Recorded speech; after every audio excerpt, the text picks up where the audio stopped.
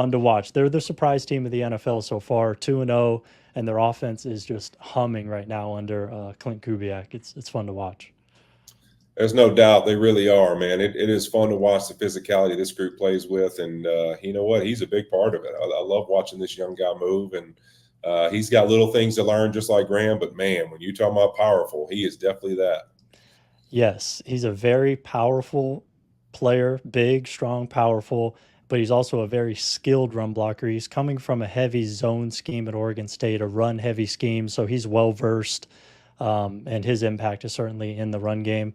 This is like a wind back play, I Yep. think this is called, and you could just see his power and the jolt he's able to deliver here on this defensive tackle to knock him off of his feet right there, and that's pretty big time right there. That power in his hands.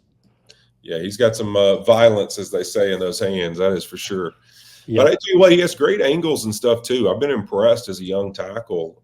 There's little things with his hands, those things in pass pro, but his actual angles and kind of the body positions he's trying to get in. It's been impressive to see that he definitely does have a feel, like you were saying, in the run game and those kind of things are really the technical things that are going to matter.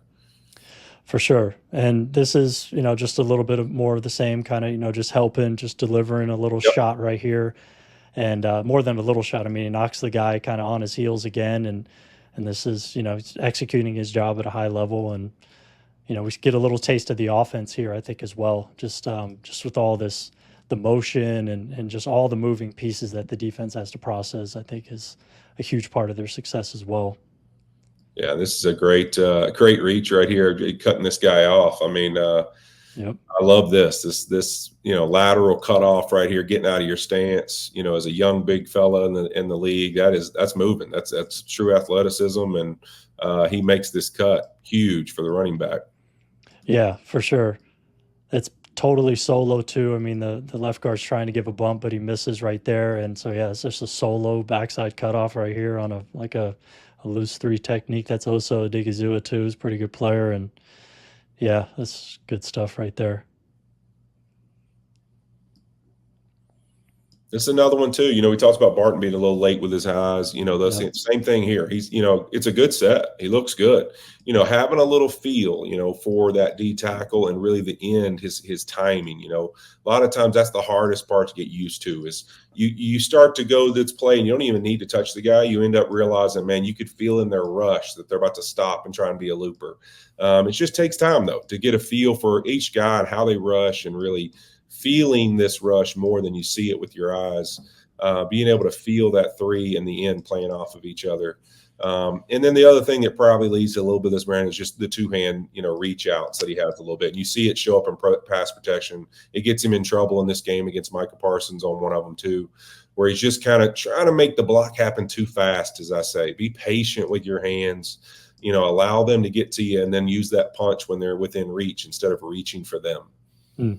Yeah, that's really good stuff. And he had three total true dropbacks in this game. This is one of Yeah. them. We'll watch all of them, but they threw it 16 times, I think, in this game. I mean, I don't know how sustainable this level of dominance is to where they're 65-35 run pass split right now. I mean, this is kind of aligning with what he's used to at Oregon State. They were like a 60-70 run first offense. They're probably gonna have to drop back a little bit more, but yeah, I wanted to make sure we watched all the dropbacks. This is one of them, and he doesn't even, the defensive end, like you said, drops off. So, but I like Shows you again, his power because he exactly, doesn't even see this exactly. coming, and this guy takes the brunt of it. I mean, that's Exactly. You crazy. see the jolt right there. So even to kind of get into a little bit of a compromising position and still deliver power on a guy and be that firm is notable, I think.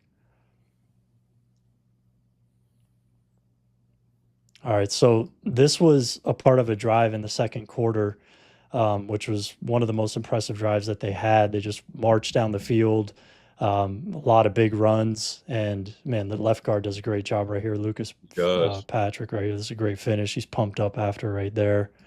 I mean, that's awesome. But I mean, they're getting after guys in the run game.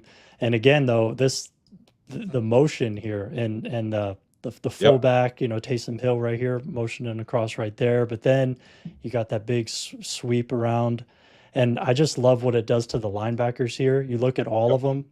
50 and 13, especially. I mean, they have to pause right there. And that just that just wins leverage, I think, for the offensive line, right? I mean, that's kind of why that's in there. Yeah, no doubt. It's really making the defense have to think about every blade of grass while that ball's getting snapped. Is this horizontal play? Is this vertical? Are they throwing it? Is it play action? Is it run? They have no idea what's happening to them. You've run reverses against them already.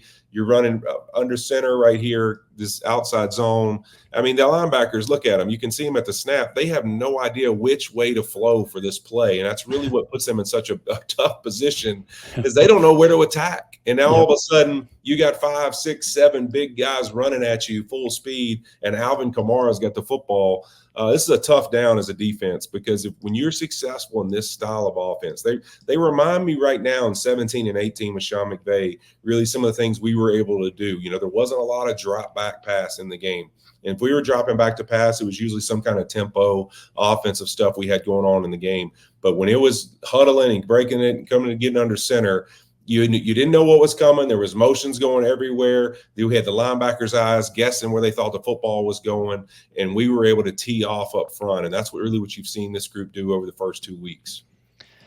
And again, we talked about 50-13, but even 35 over here, you could see at this point right here, he pauses and, he's given a signal like, watch this guy. And that just creates that hesitancy, and that allows the left guard to get on him. He can't flow into that. He can't, hammer down on that guard. He's playing on his heels, and that allows him. I mean, and then the left guard finishes him. And that little motion at the end there, that's really what allowed the left guard in a lot of ways to get that finish, which is pretty cool. Yeah, I love that too on that rep of Fuaga, just talking about him specifically. I used to call it blinding the defensive end. When you get out on these rushes, whether it's play action, it's run, being able to put your helmet right in the middle of theirs and take away their vision, even for just a second.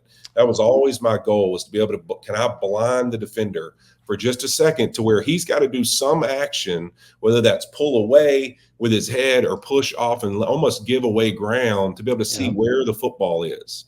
And that's really that opportunity to understand, man, covering guys up right down the middle of them, putting pressure on them and make them back away to try to find the football. It just puts them in a vulnerable position when you're a big, strong athlete like he is. So this is a great start to this block. And it's tougher than people think to trust, to get all the way out there and just in case that end spikes on you and cover that guy up. And that's a great job.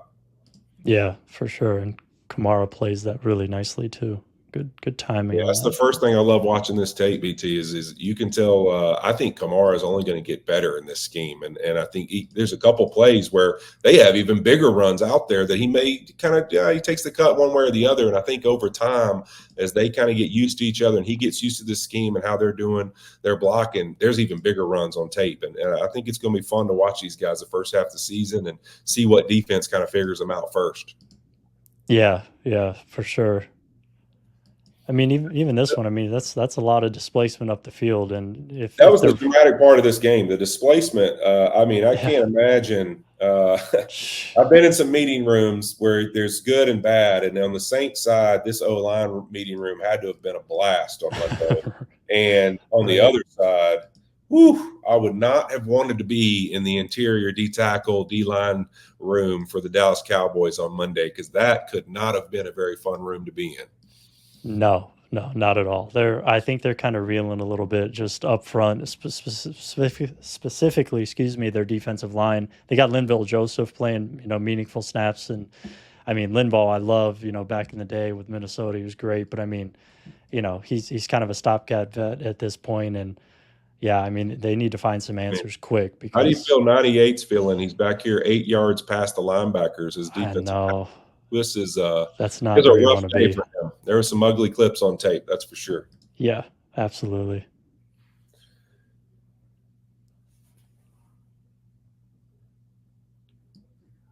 So this is the same drive, first down throw right here.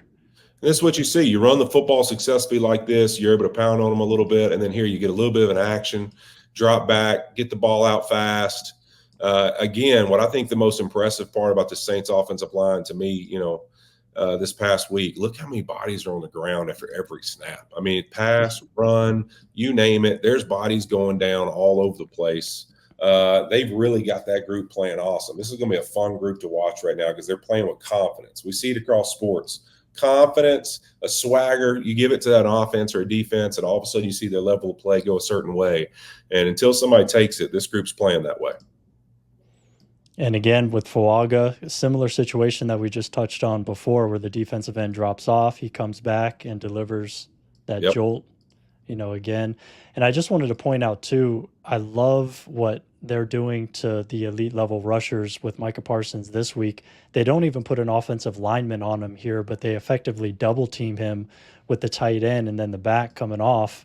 And it just forces Parsons to just work through a lot of trash. They're making him work. They made him work extremely hard in this game. And I think after the game, he talked about how he felt like he had to run through a maze every snap to get to the quarterback. And this is it right here. Yeah, frustrating great rushers. I mean, guys who get it, man, as play callers, the more you can frustrate them, the better it is. And this is definitely something they had an emphasis on in this game and pulled it off to perfection. Yeah, for sure. I mean, if you could just, as many times as you pass and you don't have to block the best rusher as an offensive line, I got to imagine that's just hey, listen, when I brought up the Rams in 17 and 18, but I'll never forget Aaron Cromer would come in our meeting room every week and he'd say, hey, guys, here's the game plan. If you guys execute this plan, this is what we're starting off with, and you do it the right way, guess what? You're not going to have to drop back pass 15 times in this game all by yourselves. So if you don't want to have to do that, then apply yourself to all these motions, what they're going to do to the defense, how we're going to understand how they're going to move, how we're going to block them and create space in the run game, how we're going to get these play action passes off, how do we need to block together and handle the motions and shifts and everything to make the play action and the run game come alive. And then guess what? You guys aren't going to have to sit back there and block while the quarterback's standing 10 yards deep for 10 minutes. You want to do that, apply yourself to putting in this plan. And that's what you can see the Saints are doing well. And right now for this offensive line, they keep playing like this. They're not going to have to drop back a bunch of times a game. Man, you love to see that for sure as an offensive line fan. And yeah, I mean, just putting guys in good situations.